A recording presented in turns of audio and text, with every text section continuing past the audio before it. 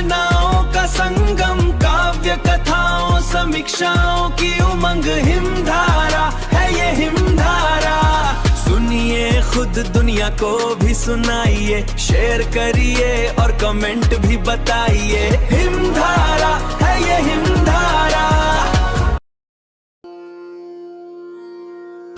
नमस्कार मित्रों, प्रस्तुत है शेर सिंह के लघु कथा संग्रह समय चक्कर से लघु कथाएं।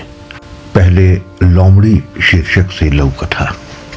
घर में पैर रखा तो टांगे तोड़ दूंगी, दबंग सास ने बहू को लाल लाल आंखों से घूरते हुए कहा।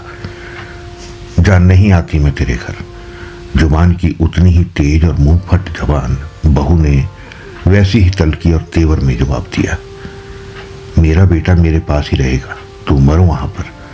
सास ससुराल में दो बच्चों को छोड़कर तीसरे को अपने साथ लेकर हमेशा के लिए वर्षों पहले मायके आ चुकी थी।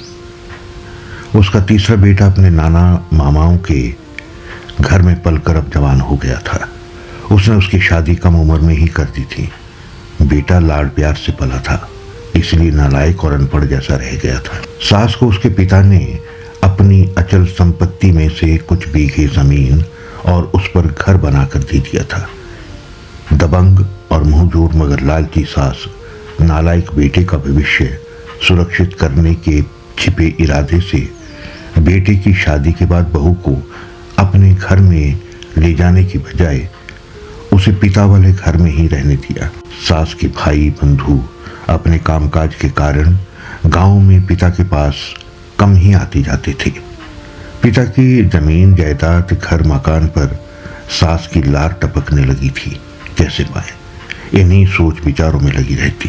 पिता के नहीं रहने के बाद भी उसने अपनी बहू को अपने घर में आने नहीं दिया। बहू अपनी सास के पिता वाले घर में ही रह रही थी। बेटा दिन में मां के साथ रहता, रात को पत्नी के पास अपने नाना मामा वाले घर में आता। कुछ महीनों के पश्चात सास के भाई अपने पैतृक घर में आए तो कोहराम मच गया। ये हमारा घर है, हम इस घर में रहते हैं, इस पर तुम्हारा कोई हक नहीं। सास, बेटा और बहू अपने भाई यानी मामाओं पर टूट पड़ते थे। मारपीट हाथापाई करते हुए उन्हें उनके अपने घर में ही प्रवेश करने से रोक दिया गया। जब मामा शरीर से अधिक मन पर अविश्वास, विश्वासघात और छल कपट की चोट खाकर वापस चले गए तो सास बहू ने एक दूसरे की ओर प्रशंसा और प्रसन्नता से भर कर देखा मैंने कितना अच्छा किया। हाँ, पहले मैं भी उलझन में रहती थी, लेकिन बाद में आपके इरादों को समझ लिया था। सासू माँ, आप कमाल की एक्टिंग करती है। किसी को जरा भी शक नहीं होता था। बेटा और बहू अपनी माँ की चालाक लोमड़ी सी बुद्धि पर गर्वित थे। अपने मामाओं के घर में अपना कब्जा जमाने के लिए ऐसी युक्ति भिड़ाई थी कि उन्हें उनके घर से ही बेघर कर दिया था। ये थी लोमड़ी शीर्षक से लघु कथा। और अब सुनिए मानसिकता शीर्षक से लघु कथा। गांव के युवा स्कूल मास्टर आजकल कुछ दुविधा में हैं। क्या करें क्या न करें। उसके प्यारे प्यारे दो बच्चे हैं, बेटी 5 वर्ष की और बेटा 3 वर्ष का। दोनों आम बच्चों की तरह ही सामान्य एवं स्वस्थ है। वो अपनी दुविधा के संबंध में अपनी पत्नी के साथ भी चर्चा और विचार विमर्श कर चुका है। फिर भी उसका दिल और दिमाग सोचने विचारने से हट नहीं रहे। इसी उधेड़पन कश्मकश के चलते वो एक दिन एक पंडित के पास पहुंच गया। पंडित जी, ये मेरे 3 वर्ष के बेटे की जन्मपत्री है, जरा बताना कितनी उम्र है।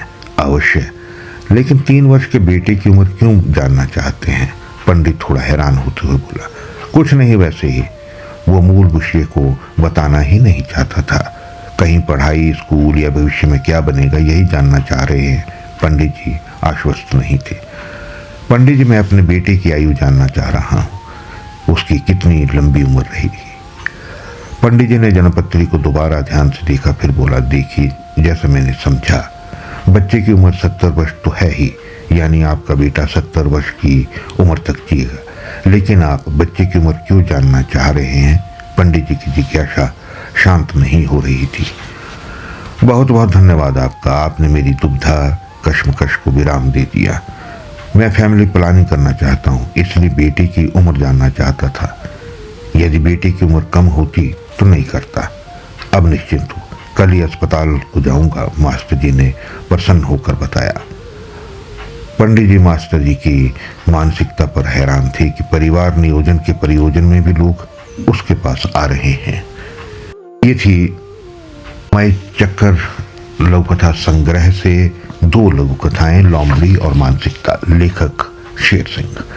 आज के लिए इतना ही, फिर मिलता हूं किसी कहानी, लघु कथा, लेख संस्मरण और समीक्षा के साथ। तब तक के लिए नमस्कार।